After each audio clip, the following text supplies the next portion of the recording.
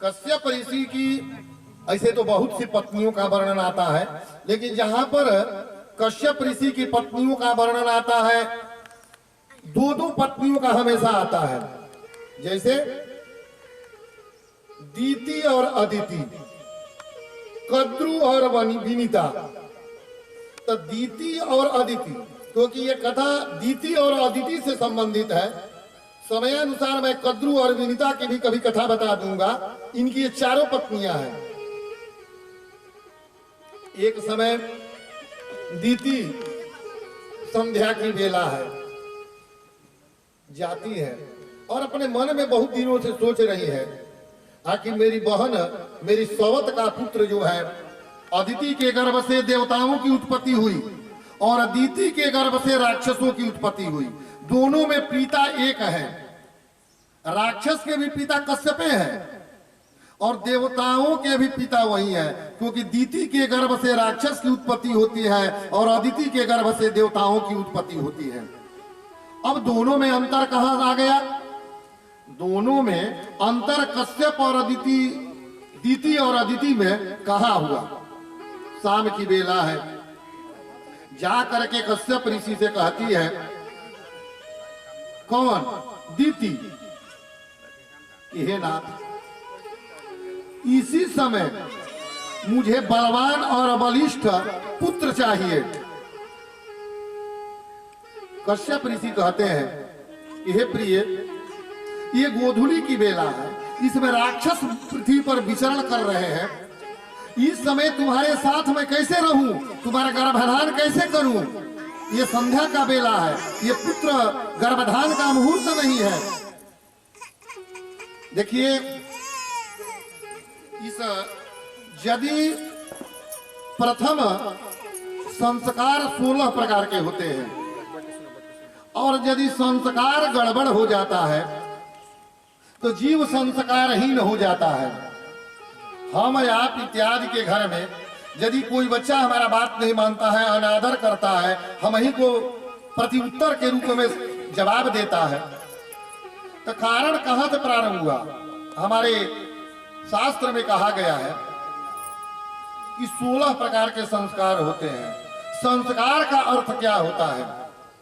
संस्कार का अर्थ, जैसे हम इस चौकी पर बैठे हुए हैं, ये चौकी कभी एक बहुत बड़ा पेड़ होगा, जो जिस काठ के लकड़ी पर हम बैठे हैं, एक पेड़ होगा, पेड़ को काटा गया, उसका संस्कार किया गया, बसीला से छीला गया, उसका वो ऐसे ऐसे करके पाया बनाया गया, उसकी पटरी चीर करके बनाई गई, यही संस्कार है।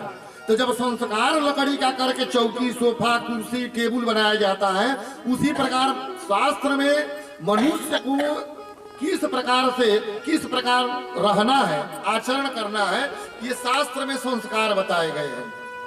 16 प्रकार के संस्कारों का वर्णन आता है। पहला संस्कार क्या है? गर्भाधान संस्कार। 16 संस्कार में गर्भाधान, दूसरा का आता है सीमंतो, तीसरा आता है जात कर्म, चौथा आता है नामकरण, पांचवा आता है अनपराशन, छठवा आता है मुंडन, सातवां आता है यज्ञोपवीत। इसी तरह 16 संस्कार। अंत में अंतिम संस्कार मृत्यु संस्कार है। संस्कार का लोप हो जाने से जीव जो है, बच्चे जो है, असंस्कारिक बन गए हैं, गायब है। कहाँ संस्कार हो रहे हैं? पहला संस्कार गर्भाधान था, जिसमें शास्त्र कहता है कि जो माताएं हैं जो गर्भधारण करना चाहती हैं वो मीठा भोजन करें, इस मुहूर्त में गर्भधान करें, क्योंकि पत्नी काम सुख के लिए नहीं डाल जाया जाता है। पुत्रार्थे क्रियते भारजा, पत्नी संतान उत्पत्ति के लिए शुभ मुहूर्त में किया गया गर्भधान के द्वारा जो पुत्र जन्म लेता है वही संस्कारवान होता है। यदि आप दारू पी करके गर्भधान किए तो आपसे भी बड़ा पियक्कड़ आपका पुत्र होगा। यदि आप पत्नी को गाली दे करके गर्भधान कर रहे हैं तो आपको भी अपमानित करेगा। यदि आपकी चित्त वृत्ति और मन वृत्ति जिस प्रकार से गर्भधान के समय रहेगी, उसी प्रकार की संतान की उत्पत्ति होती है। यदि आप काम वासना के लिए ही अपनी पत्नी के पास गए हैं तो आपसे भी बड़ा कामी आपका पुत्र होगा। इसलिए वही दीति जा करके कहती हैं कि मुझे अभी गर्भाधान कर दीजिए, मुझे पुत्र की आवश्यकता है। कश्यप जी कहते रहे कि नहीं नहीं, देखिए 16 संस्कार में, हे दीदी 16 संस्कारों में पहला संस्कार गर्भाधान संस्कार है, और इस समय मुहूर्त नहीं है, संध्या की बेला है, राक्षस विचरण कर रहे हैं, इसलिए मुझे पुत्र मत मांगो। वो जिद कर दी, और जिद के आगे कश्यप झुक जाते हैं और उनका गर्भाधान कर देते हैं। संध्या की बेला है, उनके पुत्र में गर्भ में 2 पुत्र आ जाते हैं। उन्हीं पुत्र का एक का नाम हिरणाक्ष और एक का नाम हिरण्यकश्यपु रखा जाता है। तो वैसे बड़े संत ज्ञानी ये थोड़ी सी गलती के चलते, क्योंकि वहीं से राक्षसों की उत्पत्ति होती है, तो वैसे संत ज्ञानी भी कह रहे हैं कि नहीं करना चाहिए, क्योंकि गर्भाधान का प्रभाव जो है वो बच्चे पर पड़ता है।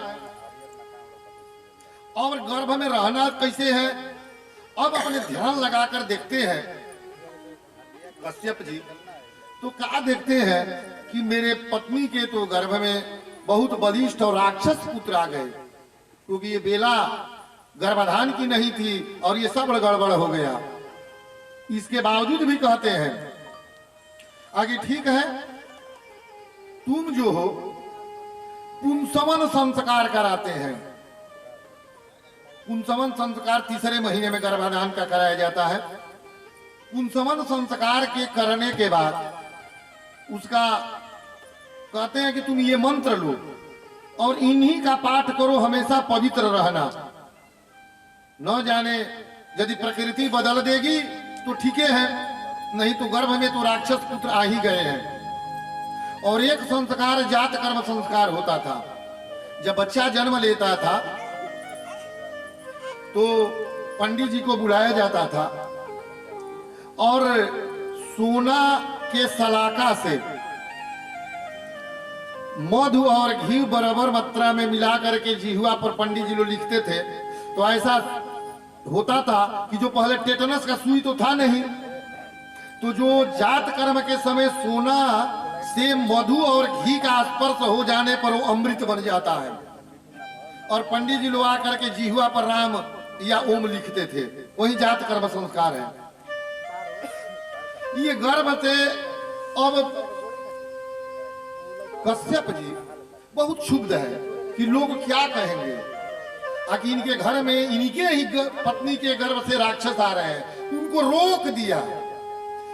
गर्भ जो है 10,000 वर्ष तक गर्भे में ही हिरण्यकश्यपु और हिरणाक्ष रह गए कि न आएंगे न मेरी शिकायत होगी।